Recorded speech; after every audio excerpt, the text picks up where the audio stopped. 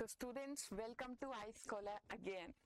So as we all know, we are doing the playlist where we'll be explaining each and every question of H.C. Verma. So in the last video, what we did, we discussed Go Slow chapter, exercise from question number 1 to 10. And in this video, we are going to discuss the next 10 questions. That is from question number 11 to question number 20. Okay, so let's get started, students. Coming on to our first question, that is question number 11. देखते हैं क्या given है. A charge is uniformly distributed on this. Okay, charge is uniformly distributed within the material. देखो ये बहुत important line बनने वाली है. अभी मैं बताऊंगी क्या चेंज होता है इनमें. Of a hollow sphere of inner and outer radii given, electric field पता लगाओ eight a point P eight a distance x. यानी कहीं पे भी अगर आपके पास ऐसा शेल है, अगर बाहर का रेडियस इज r2, अंदर का रेडियस इज r1, आपसे पूछा गया किसी भी x distance away, that is यानी यहाँ पे मैंने कोई भी एक x distance, I am assuming this part. Okay, so charge पूरी स्पेरिकल बॉडी में फैला हुआ है. अब देखो इससे क्या फर्क पड़ने वाला है. When I say that charge is inside, it's said within the material. यानी चार्ज पूरी बॉडी इन एंड आउट है. और दूसरा टाइप का जो केस आता है उसमें आता है चार्ज इज यूनिफॉर्मली डिस्ट्रीब्यूट और ऑन द मटेरियल. जब ऑन द मटेरियल लिखा होता है दैट मींस दैट चार्ज सिर्फ और सिर्फ बाहर वाले पार्ट पे है. अगर आप अंदर जाओगे दैट इज इक्वल टू 0. ऐसे कई क्वेश्चन आते हैं तो ये जरूरत पड़ती है. Will understand over there also. तो we have to calculate electric field at any distance x. देखो कैसे कर सकते हैं. As simple as that, हम अपना गोस्लो लगाएंगे. सिमेट्रिकल बॉडी है, इलेक्ट्रिक फील्ड पता लगाना है. So I wrote the Goslow that says that E dot ds is equals to, यहाँ पे हमने लिखा E dot ds is equals to total charge जो पूरे गॉसियन सरफेस में आएगा डिवाइडेड बाय एप्सिलॉन नॉट. अब total charge, what is the total charge in this part, इस पूरे पार्ट में जो आपने गॉसियन सरफेस लिया है, यहाँ पे क्या चार्ज आएगा that is given over here. तो यहाँ पे मैंने लिख दिया charge enclosed inside this Gaussian surface. ठीक है, so let us start with this. अब देखो इलेक्ट्रिक फील्ड, अगर मैं यहाँ पे गॉसियन सरफेस पे एरिया वेक्टर बनाएंगे that would B outwards. Area vector हरदम कैसे बनता है, radially outwards. Electric field, if I plot electric field at this again that would B radially outwards. So we'll say that यहाँ पे E dot ds cos 0, तो यहाँ पे मैं लिख रही हूँ E वेक्टर बाहर इंटीग्रेशन से ds cos of 0, छोटा सा एरिया अंदर इनटू cos of 0, क्योंकि दोनों इलेक्ट्रिक फील्ड वेक्टर और एरिया वेक्टर एक ही direction is equals to total charge enclosed by epsilon naught. Now let us understand total charge क्या होगा. अब देखो पूरी बॉडी पे Q चार्ज है, सिर्फ X शेल के अंदर, सिर्फ X रेडियस के अंदर कितना आएगा. So let me do it over here. I'm doing it over here. देखो अगर पूरी बॉडी है हमारे पास, बाहर का रेडियस है R2, अंदर का रेडियस है R1, तो I said that क्योंकि चार्ज पूरी बॉडी में यूनिफॉर्मली फैला हुआ है, it is inside also, so I am writing total charge divided by total volume. Why I am saying पूरी बॉडी में यूनिफॉर्मली चार्ज फैला हुआ है, इसका मतलब जो बॉडी का यूनिफॉर्म, इस बॉडी के पास यूनिफॉर्म चार्ज डेंसिटी है, यानी charge per unit volume is uniform for it. यहाँ पे ही चेंज आता है. अगर वो बोलता है charge is on the surface, तो आप यहाँ पे लिखते हैं sigma for both the bodies constant. Because it is given in the question charge is uniformly distributed within, तो I am writing ρ1 is equals to ρ2. तो यहाँ पे आ जाएगा Q divided by total volume, which will write it as 4 pi R2 का cube minus R1 का cube is equals to आपको कहां तक पता लगाना है, आपको कौन सा पार्ट ऑफ चार्ज चाहिए, divided by, I am writing, हमें चाहिए एक्स शेल के अंदर, यानी सिर्फ हम एक x part of sphere imagine कर रहे हैं जिसका रेडियस है एक्स, सिर्फ इस पार्ट में कैलकुलेट करना है कितना होगा। एज सिंपल एज दैट, आप यहाँ पे लिख दोगे that is x cube minus R1 का क्यूब। तो आपके पास यहाँ पे चार्ज इनक्लोज्ड की वैल्यू बहुत इजीली आ जाएगी। चार्ज इनक्लोज्ड की वैल्यू हो जाएगी total charge into x cube minus R1 का क्यूब डिवाइडेड बाय R2 का क्यूब माइनस R1 का क्यूब। आई होप ये स्टेटमेंट आपको क्लियर है। हमने पहला स्टेप पता लगाया, total charge inside any sphere जिसका रेडियस x है। Once we got the value, we'll use it in the Gauss law. As simple as that. हम यहाँ पे लगा देंगे E into using in the Gauss law E into the surface area of this x radius one.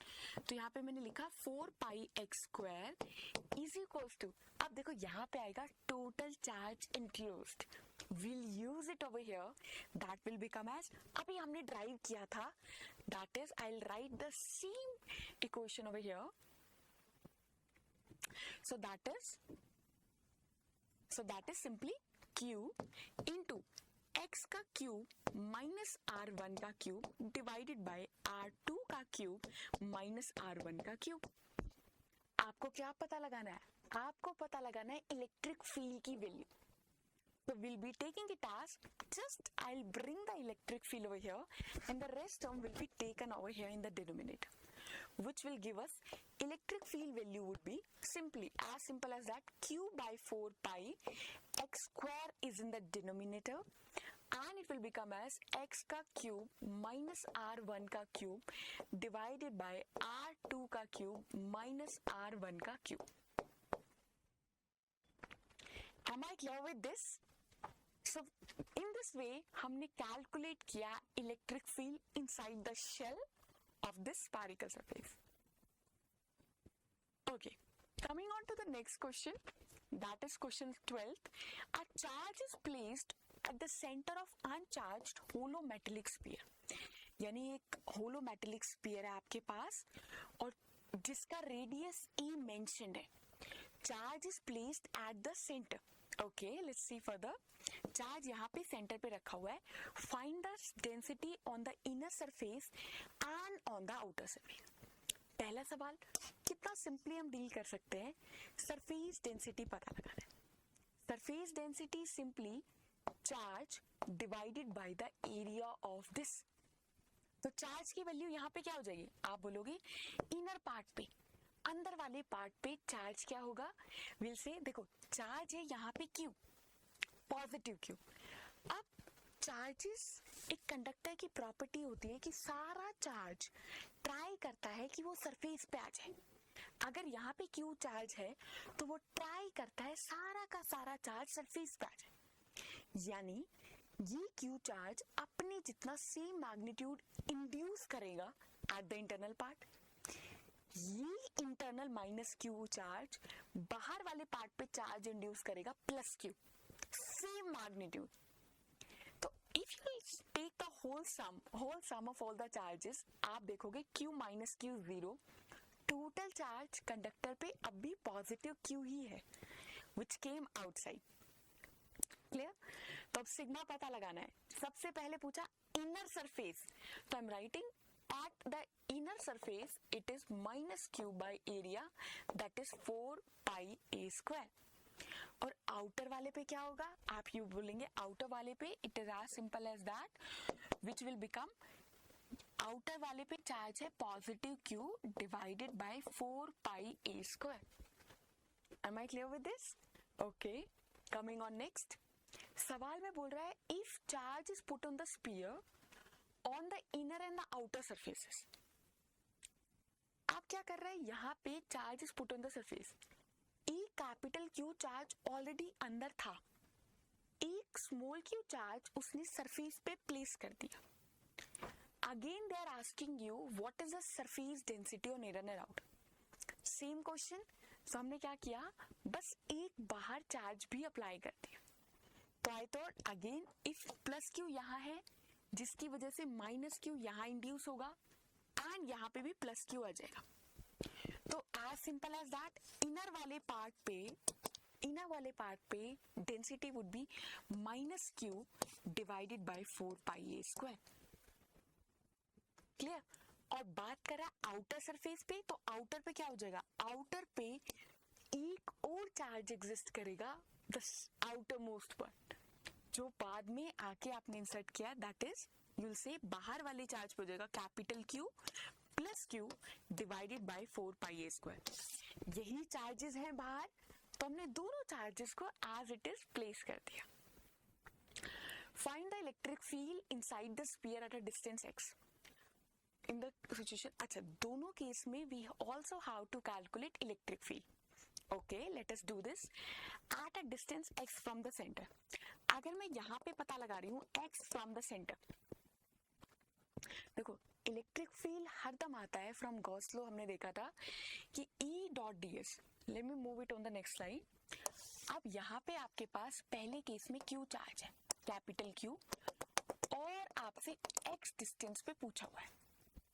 क्या करें, best approach Gauss law. हमने Gaussian surface, यही Gaussian surface we imagine one Gaussian surface over here and we wrote the electric field over here which will become as E into the area of this is equals to total charge enclosed divided by epsilon naught. अब x part का area क्या हो जाएगा, तो I'm writing electric field will be Q 4 pi x square।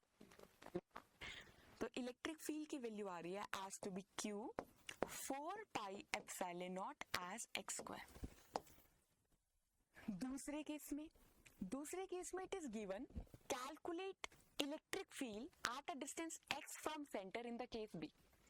अब दूसरे case में क्या हो रहा है, आपके पास ये स्फीयर है, इनसाइड चार्ज प्लस क्यू ही है और बाहर एक और चार्ज लगा, यू प्लेस्ड। इलेक्ट्रिक फील्ड पता लगाओ x डिस्टेंस पे ही इनसाइड, तो इलेक्ट्रिक फील्ड की वैल्यू क्या हो जाएगी, तो electric field value would be given as E into 4 pi x square surface of this part. इतना चार्ज इस गॉसियन सरफेस के अंदर आ रहा है। अब आप ध्यान दो, ये जो स्मॉल q है ये तो बाहर है, तो will not use the small q1, we are just going to use the inside one, which I'll write will become as capital Q by 4 pi epsilon by epsilon। अगर हम x डिस्टेंस की ही बात कर रहे हैं तो यहाँ पे इलेक्ट्रिक फील्ड की वैल्यू है 4 pi epsilon not x square. अगर सवाल में बोलता कि calculate the Gaussian surface at the outer most point का यहाँ पे, तो आपका चेंज आता, आप यहाँ पे टोटल चार्ज लेते Q plus the small q1. Okay, I hope this question is clear. Coming to the next question, 13th is given, we have a rough model of beryllium atom. The nucleus has 4 protons है, तो मैं सबसे पहले 4 protons बनाती हूँ इधर, 4 charge and radius this, the 2 1s electron make a spherical and average of dist। यानी पहला 1s शेल है आपके पास जो कि रेडियस आपको मेंशन है, वहां पे 2 इलेक्ट्रॉन्स हैं आपके पास, और एक और शेल है दैट इज 2s जहां पे भी आपके पास 2 इलेक्ट्रॉन्स प्रेजेंट है जिसकी डिस्टेंस आपको मेंशन है। ठीक है, तो आपके पास 2 शेल हैं बेसिकली, 1s एंड 2s, दोनों का आपको डिस्टेंस मेंशन है। Calculate electric field eight point inside 1s, यानी कहाँ इलेक्ट्रिक फील्ड कैलकुलेट कर रहे हो, एट 1s, यानी मैं यहाँ पे गॉसियन सरफेस कैलकुलेट कर रही हूँ। अभी हमने गॉस लॉ यूज करते हुए लिखा था, similarly I am writing electric field will be into area. अब देखो एरिया आपको पहले वाले का गिवन है, क्या इट इज मेंशन्ड कि 1s का रेडियस इतना है, आपसे पूछा हुआ है just very close to 1s, तो मैं सेम रेडियस से आगे will be equating is equals to total charge inside it. अब देखो इनसाइड क्या होगा, that will be just 4 positive क्यों? Why not the electrons? Electrons बाहर हैं, आपने जो शेल कंसिडर की है just inside the shell, one s shell, यानी आपने उन इलेक्ट्रॉन्स को कंसिडर नहीं करना है. सो will say 4 electron divided by epsilon naught. आपके पास सारी वैल्यूज हैं R1 E epsilon naught. So will write electric field की वैल्यू हो जाएगी 4E divided by 4 pi epsilon naught into R1 का square. I hope now you will calculate. Simple value based, अब सिर्फ वैल्यूज पुट करें. Next part read it as, आप पता लगाओ just inside the 1s and just inside the 2s. यानी again आप 2s के बाहर नहीं जा रहे हैं तो 2s वाले चार्जेस नहीं लेंगे, सिर्फ इस पार्ट पे कैलकुलेट करना है, यानी 2s के जस्ट अंदर. तो will be saying these will be the part. एक ऐसा Gaussian surface spherical body we are going to consider. अब अगेन कैसा होगा? Electric field into area of the Gaussian surface which I am going to place 4 pi R2 का square. Again ये आपको mentioned है, is equals to total charge. अब देखो total charge क्या होगा? 4 electron, 4 proton which were inside और 2 electron और because of 1s shell. So I'm going to write the total charge will be plus 4E minus 2E divided by epsilon.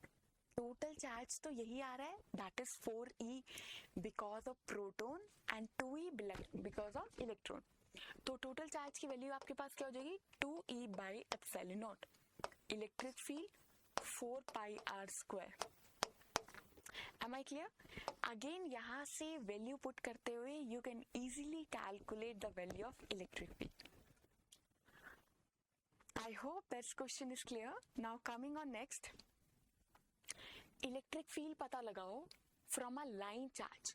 आपके पास line charge mentioned है, we need to calculate electric field because of this. देखो कैसे पता लगाएंगे. Will say electric field due to a line charge is given by lambda 2 pi epsilon naught R.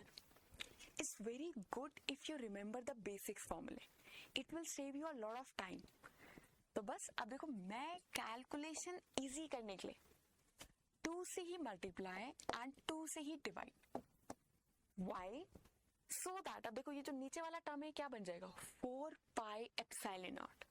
So I am going to write this will become 2 lambda 4 pi epsilon naught into R. यही term क्या बन जाएगी? आप लिखोगे electric field बन जाएगा 2 lambda. Instead of this I am writing K, 2 lambda K by R. तो आपको सारी वैल्यूज पता है 2 की. लैम्डा कांस्टेंट है, K is 9 into 10 की power 9, R is the distance. Everything is given. I hope now you can do this. Next question says that एक long infinite wire which carries a positive charge, lambda की value आपको mentioned है, that is 2 into 10 की power -x coulomb metre inverse. Electron revolve कर रहा है in the circular path. Electron revolves in the circular path of this. Okay, electron revolve कर रहा है सर्कुलर पाथ पे. आपको काइनेटिक एनर्जी कैलकुलेट करनी है. How can we do this? देखो सबसे पहले let us try to understand why is this electron rotating. So I will say एक अट्रैक्शन फोर्स है इसके पास which is why because of the positive charge of the line charge. Electron negative charge, पूरा positive, उसके पास एक attraction है. So will be writing पहली चीज force of attraction on the electron will be given as, यहाँ पे मैं लिख रही हूँ विच विल बी इलेक्ट्रॉन का चार्ज इनटू इलेक्ट्रिक फील्ड जो कि लाइन चार्ज क्रिएट कर रही है. क्या वैल्यू होगी? तो I wrote it as QE की वैल्यू हो जाएगी lambda 2 pi epsilon naught R. अच्छा, अब ये जो सर्कुलर पाथ है it is moving because of this force exerted. Because of the force, can we say that this particle is moving in circular path? इसी की वजह से सर्कुलर पाथ जा रहा है, तो हमने बोला कि यहाँ पे एक centripetal force will be acting and the value would B mv square by r, which is equals to, that is centripetal force, body circle में घूम रही है बिकॉज ऑफ दिस फोर्स, जिसकी वजह से we get the required centripetal force and it is rotating. So will write that is q lambda divided by 2 pi epsilon naught r. Clear with this? Now r से r cancel. Now what is left? mv square by r. Let me write it over here.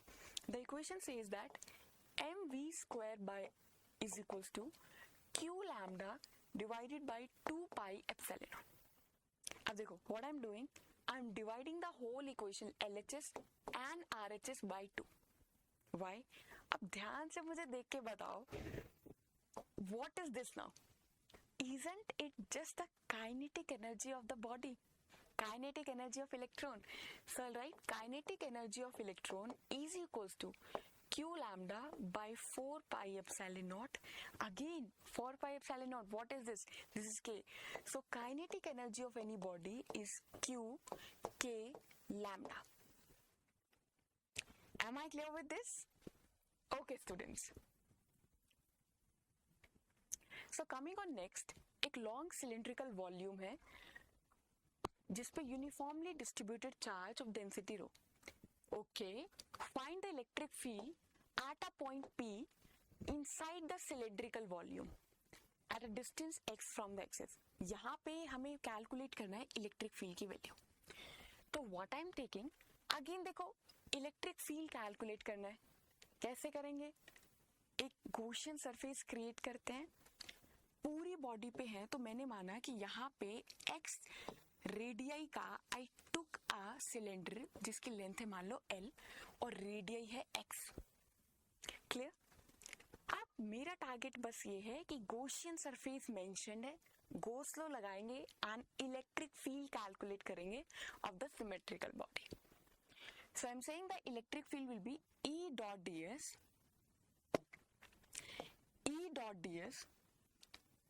ds is equals to,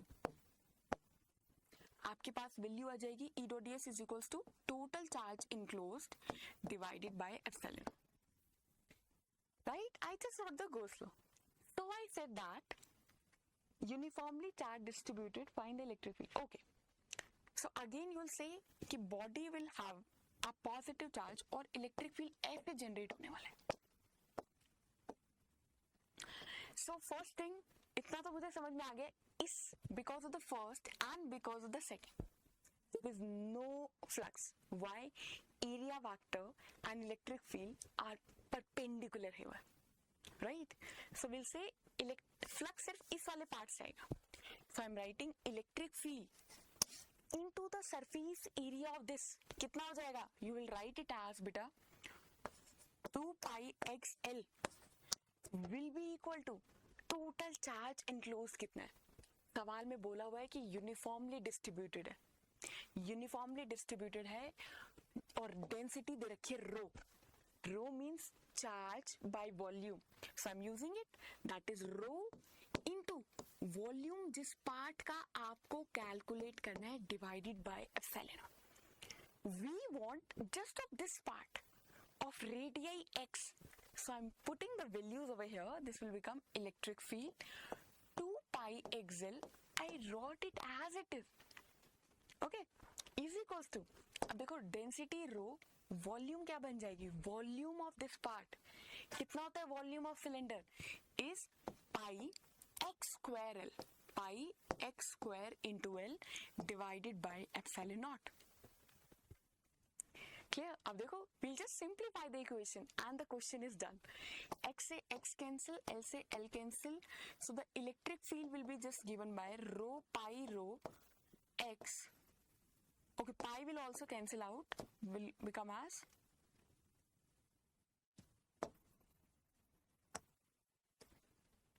the term will become electric field is equals to rho and this term will become as X by 2 epsilon naught.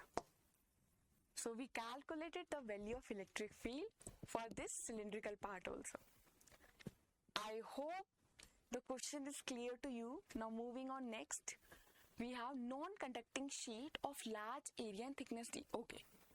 So अब हमारे पास question है कि एक बड़ी सी non uniform disc है जिसका आपको thickness is mentioned as D. Okay. Contains charge of density rho. इसके ऊपर पूरे के ऊपर डेंसिटी है रो की और यहाँ पे thickness is D. Find the electric field at a point P inside the plate. Inside the plate यानी कहीं पे भी आपको यहाँ पे कैलकुलेट करके बताना है, यहाँ पे. Okay, so I'm using this pen over here. Okay, we will calculate at this point x. From the central plane, okay, draw equality. Okay, so how we'll do? I said कि x पे पता लगाना है. So just trying to. Okay. Centre से x दूरी पे पता लगाना. पहली चीज, जब भी सिमेट्रिकल फिगर हो, always draw the electric field. Always just draw the Gaussian surface. Again इसका मैं गॉसियन, एक symmetrical Gaussian surface will place. This will become, यहाँ पे हमने एक स्क्वायर इस तरीके से कंसीडर किया and we took it as cylinder in this way. ये पार्ट है x, यानी सेंटर से x दूरी पे it is first part is this, और जो सेकंड पार्ट होगा ये भी x दूरी पे. Okay, so the question is clear. Let us calculate electric field because of this. Again this is whole positive, पूरा पॉजिटिव है तो अगेन इलेक्ट्रिक फील्ड ऐसे होगी हर तरीके से. अब आप देखेंगे, अगर भी I name this point as 1, ये पहला सरफेस, ये वाला दूसरा, और ये वाला जो सरफेस है इसे मैं कह रही हूँ तीसरा. So I wrote electric field or area vector for this in same direction. Electric field for this and this in same direction. ये आप कई बार डेरिवेशन में भी कर चुके हो. How we calculate these values? Electric field बाहर की तरफ, एरिया वेक्टर ऐसे, और इलेक्ट्रिक फील्ड बाहर की तरफ. So I wrote it as, हमारे पास तीन सरफेस है Gaussian. So I'm writing EA because of the first part. The first one I wrote E into A cos of 0 plus because of the second part, that is the circular part of the cylinder, which will become EA into cos of 90 plus because of the third part we'll say that is EA cos of 0 will become equal to total charge. क्या लिखोगे आप? total charge enclosed divided by epsilon naught. ठीक है, अब मुझे बताओ, ये वाला पार्ट तो 0, ये दोनों circular part is identical. I will be writing it as, ये बन जाएगा 2 of EA is equals to total charge enclosed divided by epsilon naught. Am I clear? बस यहाँ से हमें कैलकुलेट करना है electric field at a point P inside the plate. तो I wrote 2EA is equals to, अब इतने part में कितना चार्ज आ रहा है. Getting my point? So I write rho density into the volume of this part which will become as pi. आप क्या लिखेंगे यहाँ पे? ये पार्ट बन जाएगा, this will become as area into the length. Volume क्या हो जाएगी सिलेंडर की? Area into length. Area I am writing it as it is, किसका पार्ट होगा? Area of these parts into length. अब देखो लेंथ क्या होगा? Length is, if it is x, so the whole distance would be 2x. So I'm going to write it over here, area into 2 of x divided by epsilon naught. ठीक है, तो यहाँ से electric field की value आ जाएगी a cancel. Electric field value will be given as 2 two cancel. Electric field I am writing it over here. Electric field की value आ जाएगी rho x by epsilon naught. I hope this question is clear. Now coming on to the next, एक charge particle. Okay, so a charge particle whose charge is given is placed close to non-conducting plate. एक non-conducting plate है, हमें पता है non-conducting plate के पास electric field होता है sigma by 2 epsilon not. Surface density आपको मेंशन्ड है, sigma is mentioned, find the force of attraction between particle और प्लेट। और एक और चार्ज है जिसका वैल्यू है 2 × 10⁻⁻6 कूलम। आपको दोनों के बीच में फोर्स ऑफ अट्रैक्शन कैलकुलेट करना है। सो विल राइट, कैसे पता लगाएंगे? फोर्स ऑफ अट्रैक्शन कितना हो जाएगा? Q × electric field. E क्या है? इलेक्ट्रिक फील्ड जो इस पॉजिटिव चार्ज ने इसको अप्लाई किया। What is the electric field of this? अभी हमने लिखा था इलेक्ट्रिक फील्ड अगर non conducting is given that will become σ/2 epsilon naught. यहाँ पे वैल्यू आ जाएगी, force will be given as Q × σ/2 epsilon naught. सारी values are given to us, we can easily calculate the value, right? Next, so it says that एक strand है हमारे पास thread का is fixed to vertical surface of non-conducting plate. Again non-conducting plate है, sigma mentioned है, other part is fastened to small ball like this. और ये angle बना रहा है 60 डिग्री विद वर्टिकल। आप ये बहुत ध्यान देंगे, is it vertical, is it with horizontal, ठीक है? तो यहाँ पे वर्टिकल के साथ बोला है, तो we made it with vertical 60 degree, ठीक है? Find the surface density on the plate, okay, and be it's given it's non conducting, ठीक है? जब भी ऐसा सवाल आए तो best approach is draw free body diagram. कैसे प्लॉट करेंगे? अब देखो, फ्री बॉडी डायग्राम पहला स्टेप, जितने भी फोर्सेस हैं प्लॉटेड। सो यू से एक तो नीचे जाएगा mg, मास है तो it will be acting downwards, okay. Another, ये पॉजिटिव प्लेट, ये एक चार्ज है positive, there will be a lot of repulsion, इसको दूर एक इलेक्ट्रोस्टैटिक फोर्स देगा which will be QE, electric field is σ/2 epsilon naught. और क्या होगा? अब देखो, यहाँ पे ये मास कुछ बॉडी लटका हुआ है, देयर इज अ रिपल्शन, तो एक खिंचाव आएगा, एक tension is going to be created like this. Again अब ये टेंशन को हम रिजॉल्व कर रहे हैं in 2 directions, why? To make our calculation simple. तो ये वाला पार्ट बच जाएगा T cos of 60 और एक ये पार्ट बन जाएगा that will become T sin of 60 degree. Once we drew the free body diagram, half of the question is solved. अब आपको क्या पता लगाना है? इक्विलिब्रियम। इक्विलिब्रियम मतलब जितना फोर्स ऊपर उतना नीचे, जितना लेफ्ट में उतना राइट में। So we'll say the thread makes this, find the surface density. Sigma की वैल्यू पता लगानी है, तो I said जितना ऊपर T cos 60, cos 60 होता है 1/2, T/2 is equals to mg, जितना लेफ्ट में T sin 60 that is √3/2 is equals to Q σ/2 epsilon. Just equate them, divide कर दो इन्हें। तो when you will divide, the things will become as 1/√3 is equals to mg divided by Q σ/2 epsilon naught. तो अब यहाँ से sigma की value will be coming out as, sigma की वैल्यू आ जाएगी √3 mg epsilon naught by Q. I hope it is clear to you. See how easily we calculated this. Okay, so coming to the last question of the video. In the same problem, find the tension in the string. Okay, same problem में tension पता लगाना। The same step, free body diagram पूरा हमने कर लिया, sigma की value calculated. You can just put the value sigma over here in this equation. आप sigma की वैल्यू यहाँ पे पुट करोगे, you will get the answer of the T. Okay, coming to next, if the ball is slightly pushed, find the time period. Okay, so this is a very good question. Now क्या बोल रहे हैं कि यहाँ पे आपके पास एक positive plate थी और ये इस तरीके से कनेक्टेड था। वी जस्ट ड्रॉट, एक बार मैं फटाफट जितने भी बॉडी डायग्राम थे आई मेक इट है। T cos 60, T cos 60, it is T sin of 60, this part is mg and this part is Q into σ/2 epsilon naught. देखो पहली चीज, अब जैसे आप इसे छोड़ोगे it will start to oscillate like a simple pendulum.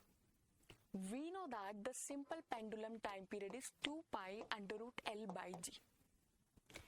अगर कोई भी आपके पास एक्सटर्नल फोर्स नहीं है या कुछ भी एक्स्ट्रा आपने ऐड नहीं किया है, time period is given by this. Now what I am saying, लेकिन अगर आप कुछ ऐड करते हो extra, so this will become as time period की वैल्यू हो जाएगी 2 pi under root L by G effective. यानी जो भी आपने एक्सटर्नल फोर्स ऐड किए हैं उनकी वजह से. Late us calculate G effective now. देखो कैसे कैलकुलेट करेंगे. आई से एक्स्ट्रा क्या ऐड हो रहा है. देखो जैसे ही आप इस स्प्रिंग को, आप इस मास को थोड़ा सा, आप इस बॉल को स्लाइटली पुश करते हो, इट गोज फार अवे. जैसे ही थोड़ा सा फार अवे आएगा, आप इसके अंदर एक रीस्टोरिंग फोर्स डेवलप होगा. वाई टू कम बैक, तभी तो ऐसा चम करेगा. बाहर आप खींचोगे, बाहर कोशिश करी, रीस्टोरिंग फोर्स डेवलप हुआ, वापस अंदर जाएगा, and it will oscillate in such a way. Clear. So what I am saying, अब ये रीस्टोरिंग फोर्स किसकी वजह से आएगा? Because of this component T sine theta लगेगा, जिसकी एक एक्स्ट्रा फोर्स जो लग रहा है that is T sine theta, जिसकी वजह से एसएचएम में जाएगा. तो आई रोट टी साइन 60 और t by 2 is just ma is the restoring force which is given by this. अब t sin 60 क्या है? That is q lambda q sigma by 2 epsilon naught. यहाँ से हमने एक्सेलरेशन कैलकुलेट किया, that is q sigma 2 epsilon naught divided by mass. अब हमारे पास question कैसे है कि आप बॉडी पे दो एक्सेलरेशन, एक तो restoring force which we just calculated A, और एक जो G हरदम लगता है, या एक जो आपका इनिशियली पाथ था. तो from here we can say that जो G इफेक्टिव की वैल्यू होगी that would be just the vector sum of these two vectors, and it will become A square that is this part plus G square. I am writing G effective की value हो जाएगी A square that is Q square sigma square 4 epsilon naught square m square g square, and time period value will become as 2 pi under root L by G, L by G which would be g square q square sigma square 4 epsilon square m square. Am I clear? तो यहाँ से when you will solve, you will get the time period for this SHM. Okay. So thank you all. Thank you for watching. We'll meet in the next session. We'll meet in the next video with some more questions, with some more concepts.